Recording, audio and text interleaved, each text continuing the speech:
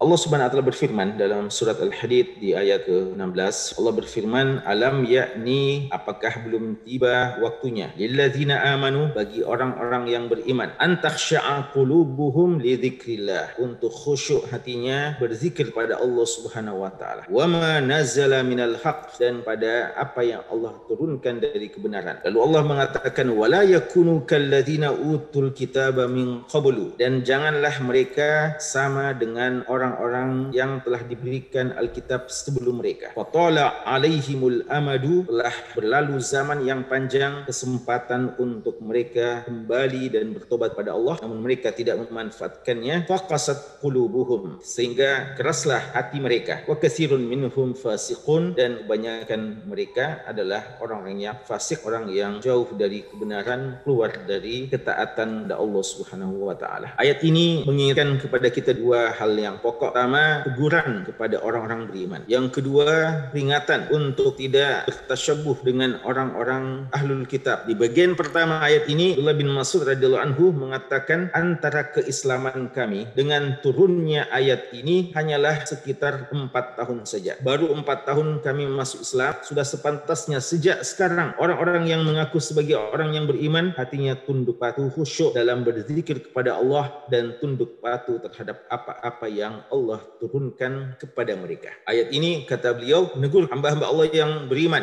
ya, dan pada waktu itu kita tahu para sahabat Nabi Muhammad SAW, orang yang pertama kali masuk Islam, mereka adalah manusia-manusia pilihan, manusia-manusia yang memang siap menanggung resiko dari dakwah yang disampaikan oleh Nabi SAW. Mereka orang yang siap dengan berbagai macam tantangan, cobaan yang akan dirasakan bagi setiap orang yang mengaku sebagai umat Islam pada saat itu. Namun seiring dengan itu, dengan berbagai macam kemuliaan yang ada pada mereka, berbagai macam keutamaan yang ditunjukkan oleh generasi awal, dan generasi awal itu bukan secara kebetulan mereka yang masuk Islam pada saat itu, tapi mereka adalah orang-orang yang Allah pilih untuk diberikan hidayah pertama kali. Allah tahu keadaan mereka, Allah tahu bahwa mereka lah yang paling pantas untuk memikul amanah Islam ini, mereka yang paling sabar dengan segala macam risiko dalam perjuangan ini. Namun demikian, dengan berbagai macam keutamaan mereka, Allah tetap menegur mereka, ya, bahwa sudah saatnya hati-hati kalian tunduk kepada Allah, hati-hati kalian khusyuk dalam berzikir kepada Allah Subhanahu wa taala, dan terhadap apa-apa yang diturunkan kepada kalian berupa Al-Quran, dan tentu saja juga sunnah Nabi Muhammad sallallahu alaihi wasallam.